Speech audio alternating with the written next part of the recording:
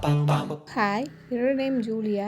வில்லேஜ்லேயே பிறந்து வில்லேஜ்லேயே வளர்ந்த கேர்ள்ஸ்க்கெலாம் தெரியும். நமக்கு வந்து இங்கே பர்த்டே செலிப்ரேஷனே இருக்காது. ஒரு நான்வெஜ் சாப்பாடு, கேசரி அதோட சிம்பிளாக முடிச்சிருவாங்க, அவ்வளோதான். ஆஃப்டர் மேரேஜ் சென்னை ஷிஃப்ட் ஆனதுக்கப்புறம் பர்த்டேக்கு வெளியே கூட்டிகிட்டு போவாங்க ஹஸ்பண்ட். ஏதாவது கேக் கட் பண்ணுவோம், இல்லைன்னா ஏதாவது ரெஸ்டாரண்ட்டில் போய் சாப்பிடுவோம். அது கொஞ்சம் ஸ்பெஷலாக இருந்துச்சு, அப்படி டிஃப்ரெண்ட்டாக இருந்துச்சு. இந்த டைம் பர்த்டே அப்போது நான் 8 months ப்ரெக்னென்ட், அம்மா வீட்டில் இருக்கேன்.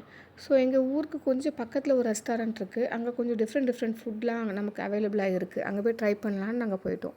யூஸ்வலாக டின்னர்னாலே வில்லேஜில் வந்து ஃப்ரைட் ரைஸ், தோசை, இட்லி, சப்பாத்தி, பரோட்டா இதை தாண்டி வேறு எதுவுமே கிடைக்காது.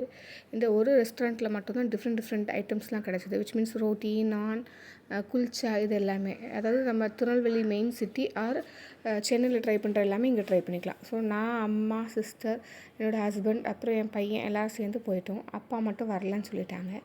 மெனுவெல்லாம் புரட்டி பார்த்தாலும் பையனுக்கு ஆர்டர் பண்ண ஐட்டம் என்னமோ சிக்கன் ஃப்ரைட் ரைஸ் தான்.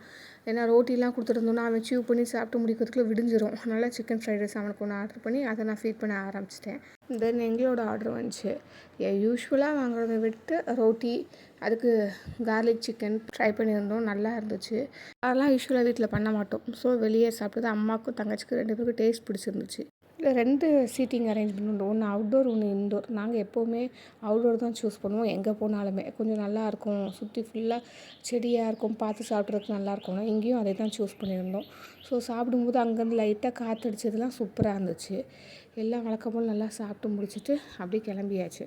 திருவிழா கடைகளில் மட்டுமே போடுற ஸ்நாக்ஸ் எல்லாத்தையுமே இங்கே ஒருத்தர் ஷாப் வச்சே போட்டுட்ருந்தார். நாங்கள் ரெஸ்டாரண்ட் வரும்போதே பார்த்துருந்தோம்.